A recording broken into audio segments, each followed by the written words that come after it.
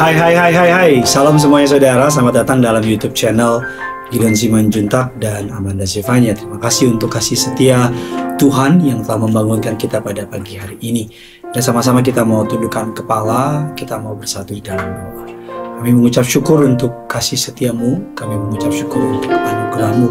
Kami mau siapkan hati kami untuk diberkati oleh kebenaran Tuhan. Berbicaralah melalui hamba-Mu, sebab kami sangat siap untuk mendengarnya. Hanya di dalam nama Tuhan Yesus kami berdoa dan mengucap syukur. Amin. Kita akan belajar tema renungan pada hari ini adalah jangan dikalahkan oleh perasaan. Atau mungkin gampangnya jangan dikalahkan oleh indera kita. Indera kita punya 5 indera ya. Penglihatan, rasa, kecap, dan seterusnya. Hidup ini kalau perasaan yang dikuatkan lebih daripada iman, maka kita akan mengalami begitu banyak hal-hal yang kurang baik. Terkadang keadaan tidak berjalan sebagaimana yang kita mau. Dan terkadang sekalipun tidak berjalan seperti yang kita mau, tapi Tuhan tetap memegang kendali. Makanya firman ada Mazmur 16 ayat yang ke-8 mengatakan, Aku senantiasa memandang kepada Tuhan, karena Ia berdiri di sebelah kananku, aku tidak goyah. Ada sebuah kalimat bijak yang mengatakan dengan sangat menarik, the greatest enemy dalam hidup ini adalah is ourselves. Musuh terbesar dalam hidup ini itu bukan orang lain, tapi yourself, dirimu. Karena terkadang banyak orang bisa mengalahkan orang hebat, tapi sedikit orang yang bisa mengalahkan dirinya sendiri. So kita mengerti bahwa hal ini nyata betul, bahwa ketika kita membiarkan diri kita dikendalikan oleh panca indera kita, membiarkan diri kita dikendalikan oleh perasaan kita, bukan oleh Roh Kudus, maka ketakutan, maka cemas, kekhawatiran yang akan memimpin langkah kita. Makanya firman Allah berkatakan, Aku senantiasa memandang kepada Tuhan, karena Ia berdiri di sebelah kananku, aku tidak goyah. Kadang-kadang tubuh jasmani kita mengendalikan kehidupan kita. Kadang-kadang ketika rasa takut muncul, kadang-kadang ketika rasa sakit muncul, kita mulai berpikir yang aneh-aneh. Tapi hari ini kita mempelajari bahwa Tuhan mau kita menaruh keinginan hidup kita oleh Roh Kudus. Karena firman Allah berkata dalam Roma 8 ayat ke-6, karena keinginan daging adalah maut, tapi keinginan roh adalah hidup dan damai sejahtera. Hanya jika kita membawa indera kita ke dalam penyerahan dan kepada tuntunan Roh Kudus dan firman Tuhan, maka kita akan mampu menghadapi gelombang kehidupan. Makanya Raja Daud mengatakan, mataku senantiasa memandang kepada Tuhan. Mazmur 25 ayat ke-15. Jika mata kita tetap terfokus kepada Tuhan, maka ada apapun di sekitar kita, kita akan melihat bahwa Tuhan lebih besar dari apapun juga. Saya pernah mendengar sebuah kisah yang memberkati saya. Suatu hari ada satu keluarga pergi ke pantai dan mereka drop di sebuah tempat.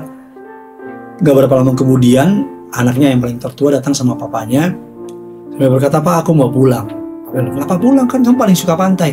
Pusing, Pak. Di kiri orang nyetel musik, di kanan orang main bola pantai. Aku tuh nggak bisa tenang, berisik banget di sini, Pak. Terus papanya bilang, oke, kamu boleh pulang, kita akan pulang dengan satu syarat. Apa, Pak? Anaknya akan lakukan apa aja yang penting dia bisa pulang. Singkat cerita, papanya bilang, kamu bawa gelas isi air, dan bawa air ini, gelas ini sampai muterin, dan jangan ada satupun tetes yang jatuh. Oke, Pak. Dia bawa gelas itu, dia muter. And you know what? Pas sampai di tempatnya dia, papanya bilang, jatuh nggak? Ada yang jatuh air? Nggak ada dong, Pak. Ayo kita pulang. Sebentar, saya mau tanya dulu. Tadi yang main musik itu masih berisik gak musiknya? Nggak tahu, Pak. Yang main bola masih main bola? Nggak tahu, Pak. Kok nggak tahu? Saya fokus, Pak, jagain gelas ini. Jadi saya nggak pusing yang lain. Dan Bapak bilang seperti itu. Akan selalu ada tantangan. Akan selalu ada masalah. Akan selalu ada orang yang bangkit dan mengatakan hal-hal yang mungkin kita nggak suka. Akan ada selalu keadaan yang di luar kendali kita. And by the way, tidak ada satupun dalam hidup ini yang bisa kita kendalikan kecuali perasaan kita. Anak kita nggak bisa kendalikan. Mulut orang apalagi. Pikiran orang apalagi. Jadi ketika hari ini saudara menaruh damai sejahteramu, sukacitamu kepada perasaan, kepada panca inderamu, kau nggak akan pernah bisa memiliki damai sejahtera yang sejati. Yang bisa kita kendalikan dalam hidup ini adalah hanya perasaan kita. Ketika kita bisa mengendalikan perasaan kita dengan bertaut kepada firman, meminta Roh Kudus untuk memimpinnya, maka kita akan melihat pertolongan yang dari Tuhan berlimpah. Makanya firman Allah mengatakan dalam 2 Korintus 5 atau 2 Korintus 4 ayat 18 mengatakan demikian. Sebab kami tidak memperhatikan yang kelihatan, melainkan yang tak kelihatan. Karena yang kelihatan adalah sementara, sedangkan yang tak kelihatan adalah kekal. Rasul Paulus mengatakan kami nggak mau lihat yang sementara, yang kelihatan. Karena ini semua sementara. Sakit itu nggak selamanya. Keadaan sukar juga nggak selamanya. Ada expired date-nya. Maka firman Allah mengatakan dalam 2 Korintus 10 ayat yang ke-5b, kami melawan segala pikiran dan menaklukkannya kepada Kristus. Karena terkadang pola pikir, apa yang kita tahu, trauma dan sebagainya membuat kita nggak bisa percaya. Karena itu mari hari ini jangan dikalahkan oleh perasaan. Ini perasaan, ini iman. Bukan perasaan yang mengendalikan iman, tapi biar iman yang mengendalikan perasaan. Maka genaplah firman Tuhan berkata dalam 2 Korintus 5 ayat yang ke-7. Sebab hidup kami ini adalah hidup karena percaya, bukan karena melihat. Terjemahan lainnya bilang we walk by faith, not by sight. Yesus berkata berbahagialah mereka yang tidak melihat, namun percaya. Kalau yang kita lihat, kalau hidup ini cuma pakai apa yang kita lihat, stres. Apa yang kita dengar, gila. Apa yang kita lihat, apa yang kita dengar, terus kita, selesai. Tapi kalau kita melihat hidup ini dengan iman, walaupun yang kita lihat nggak menyenangkan, tapi kita beriman. Walaupun yang kita dengar berita buruk, tapi kita beriman. Walaupun di sekitar kita mengalami hal buruk, kita pegang janji firman Tuhan.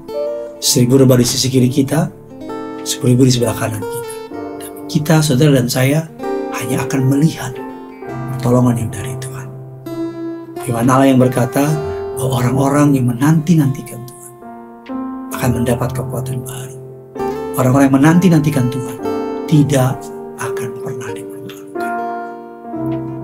Terus kolom komentar di bawah, apa yang kau rasakan hari ini dan apa keputusanmu atas keadaan. Kalau kau takut, bilang aku takut hari ini, tapi aku putuskan untuk percaya Tuhan yang menyertai aku sehingga aku tidak takut lagi. Saya berdoa kiranya firman ini boleh menjadi berkat bagi saudara. Jangan pernah lupa yang punya surga, crazy in love with you. Mari sama-sama kita mau menyembah Tuhan. Haleluya. Kita bawa hidup kita sama Tuhan. Ajar ku mengerti segala rencanamu.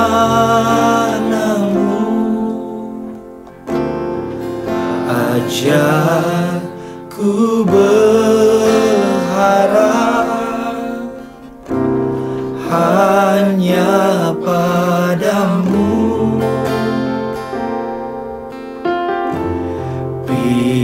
Pimpinlah jalanku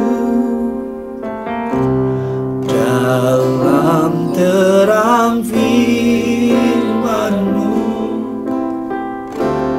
Ajar ku berserah hanya padamu.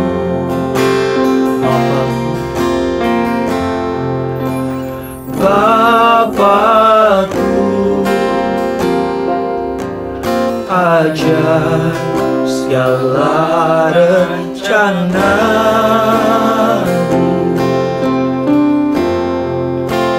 Tuhanku, heran perbuatanmu.